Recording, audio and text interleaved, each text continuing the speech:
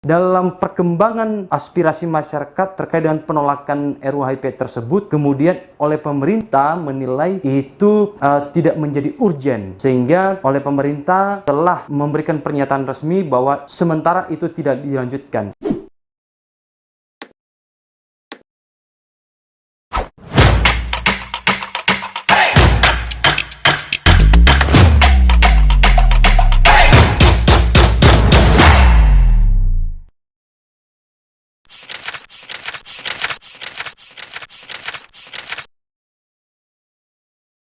Kembali lagi dengan saya, Vincent Man. Saya mengucapkan terima kasih kepada Sobat Vincent Man yang telah setia menonton video sebelumnya. Dan pada kesempatan ini, saya akan membahas lagi terkait dengan isu yang sedang hangat di masyarakat. Oleh karena itu, saya akan mengelaborasinya lagi dalam dilema, dialektika, problematika, dan edukasi.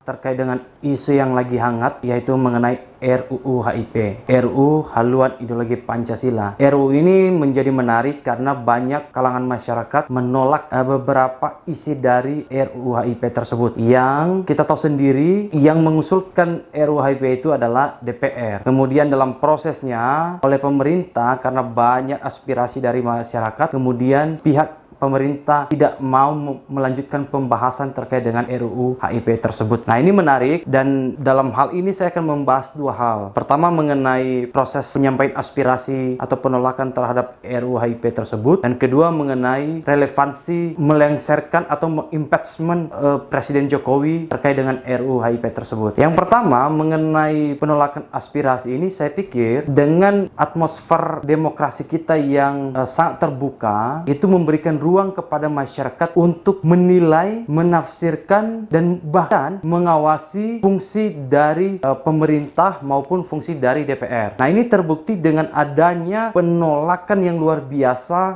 terkait dengan RUU HIP yang membahas mengenai Trisila dan Ekasila dalam RUU HIP tersebut. Kalau kita lihat, kenapa kemudian Trisila dan Ekasila ini benar-benar ditolak oleh sekelompok masyarakat, dan itu cukup banyak, karena memang dapat dinilai mengkerdilkan nilai-nilai Pancasila yang kita akui bersama sebagai ideologi negara kita. Nah, dari sisi ini sebetulnya secara pribadi saya juga sepakat. Kenapa? Karena memang kita tidak boleh lagi memunculkan pergolakan politik sebelum kemerdekaan atau pada sidang-sidang BPUPKI yang telah disepakati para founding fathers kita, yaitu ideologi negara adalah Pancasila. Saya pikir terkait dengan aspirasi penolakan itu saya setuju. Karena memang ketika kemudian Dewan Perwakilan Rakyat tidak bisa diharapkan dalam hal menyampaikan aspirasi atau fungsi dia sebagai legislasi ataupun fungsi pengawasan, maka kemudian atas inisiatif para civil society atau kelompok-kelompok masyarakat ini kemudian muncul menjadi penyambung aspirasi dari masyarakat. Pada hakikatnya sebetulnya kalau kita lihat dari presidensil kita, aspirasi masyarakat ini seharusnya disampaikan kepada DPR.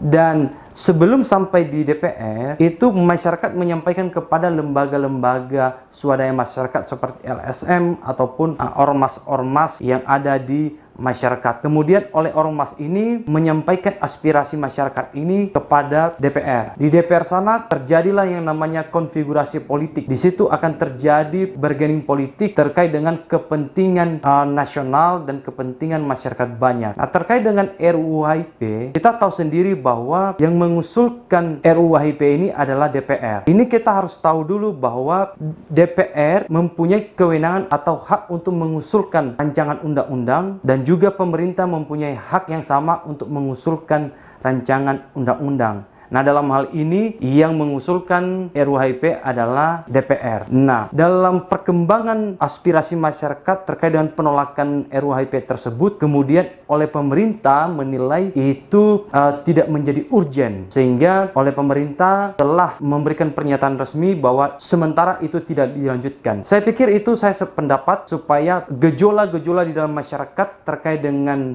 isu mengenai RUU HIP yang mengkerdilkan nilai-nilai Pancasila kemudian bisa ditampung, bisa jajak pendapat dan lain sebagainya, sehingga ada satu formulasi atau perbaikan dalam RUU HIP tersebut. Selain daripada mengkerdilkan nilai-nilai Pancasila, sebetulnya juga yang dikritisi para ormas-ormas ini adalah terkait dengan tidak dicantumkannya TAP MPR mengenai pelarangan PKI. Nah, ini dalam konsideran RUU tersebut belum dicantumkan, sehingga ini ada dugaan meskipun pada pembahasan selanjutnya kemudian para DPR sepakat untuk memasukkan TAP MPR tersebut dalam konsideran RUU tersebut. Nah, ini sudah betul. Masyarakat boleh melakukan penolakan, masyarakat boleh menyampaikan aspirasi, namun dalam hal menyampaikan aspirasi ini kemudian masyarakat melakukan aksi. Boleh. Dalam atmosfer demokrasi kita, aksi lapangan ini, aksi jalanan ini menjadi alternatif bagi para masyarakat atau para aktivis, para ormas untuk menyuarakan aspirasi-aspirasinya. Dan ini juga kita tahu sendiri mengenai penolakan RUU HIP ini terjadi demo di depan gedung DPR. Nah, terkait dengan demo tersebut sempat menjadi heboh, yaitu ada suara-suara untuk menyuarakan melengsarkan Presiden Jokowi. Untuk memberhentikan Presiden Joko Widodo apabila memberi peluang atau akan mengubah Pancasila menjadi Trisila dan Ekasila serta membangun kerjasama dengan Partai Komunis Cina.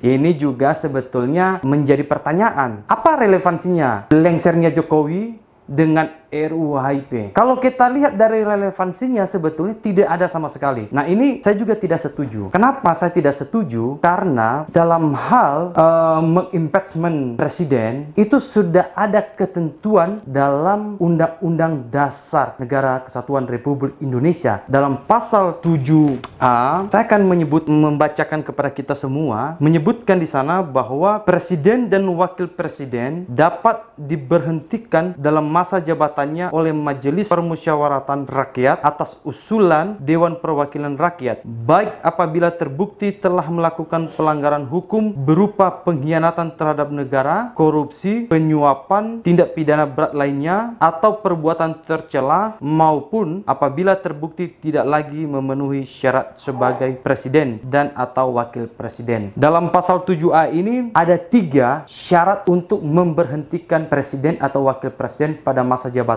yaitu telah melakukan pelanggaran hukum berat, kemudian perbuatan tercela, dan yang ketiga tidak memenuhi syarat sebagai presiden dan atau wakil presiden. Ya, kita tahu sendiri syarat sebagai presiden dan wakil presiden adalah sebagai warga negara Indonesia, tidak pernah menjadi warga negara lain, kedua sehat secara jasmani dan rohani. Nah, mengenai hal tersebut sudah sangat jelas bahwa tidak ada relevansi RUU HIP dengan dilengserkan Jokowi. Sangat tidak relevan. Oleh karena itu, sebetulnya kalau niat para ormas ini untuk menolak RUU HIP itu fokus saja. Tidak ada kemudian motivasi untuk melengsarkan Presiden Jokowi, karena kita sudah tahu sendiri ada 3 ketentuan absolut untuk memberhentikan presiden dan atau wakil presiden. Oleh sebab itu, kita berharap para Dewan Perwakilan Daerah segera melakukan revisi apa yang kemudian ditolak oleh masyarakat yang dapat mengganggu ketertiban dan juga mengganggu nilai-nilai yang sudah ada dalam tatanan masyarakat kita. Dan juga kita berharap para masyarakat kemudian dewasa dalam hal politik supaya tidak pucuk-pucuk apa-apa tujuannya untuk melengsarkan presiden atau wakil presiden, sehingga kita kemudian memberikan kritik, menyampaikan aspirasi